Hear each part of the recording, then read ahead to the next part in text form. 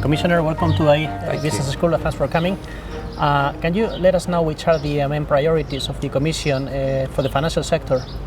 Yeah, well, I'm very glad to be here, first of all, so thank you for inviting me. Pleasure. In terms of our main priorities, I think it all stems from the top priority of jobs and growth. And I think that if that is, if the Commission takes that as its top priority, which it does, with 24 million people, Europeans out of work, so we should, then everything that follows from that for financial services, I think, needs to be looked at through that prism.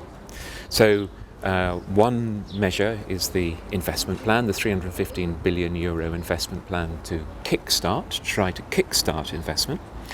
On my side, I think there are two main aspects as to how I can help. The one is through the work on Capital Markets Union, how to strengthen and deepen a single market in capital so that businesses have alternative sources of funding, investors have more opportunities to invest, and retail investors more opportunities to save.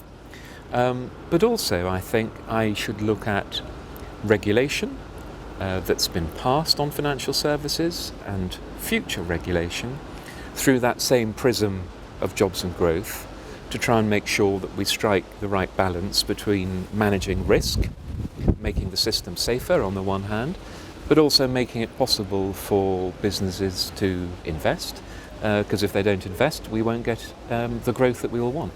Understood. And a key area of concern in Europe has been the lack of long-term funding for SMEs.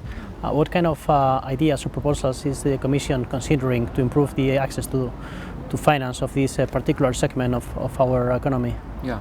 Well, again, I think one of the focuses of our work on the Capital Markets Union is to try and get alternative sources of funding for all businesses, but for perhaps SMEs in particular. And in some parts of the European Union, the link between local banks and SMEs for funding is still working quite well. But if you have, as we have had, an overall contraction in bank lending across the EU on the back of the crisis, then having alternative sources of funding seems to me to be sensible.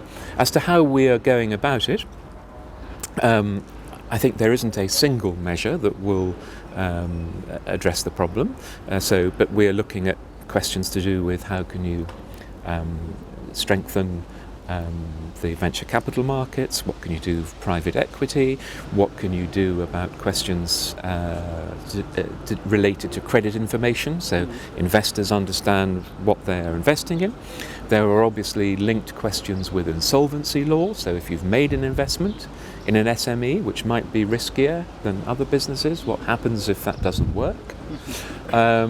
There are questions to do with rules around, accountancy rules, and so one can have comparability. So I think there are a range of issues. What we're doing at the moment is trying to assemble evidence from across the EU, from member states, and Spain has got, I think, lots of experience, lots of examples where it's, in some areas, I think it's ahead of the curve.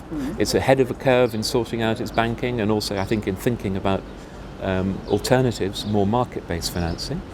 To look at those, hear from member states, hear from the industry, what are the actual problems, what are the barriers, how can we find ways of overcoming them, and then after we've had that process of consultation, come back with some more concrete proposals and try and make steps.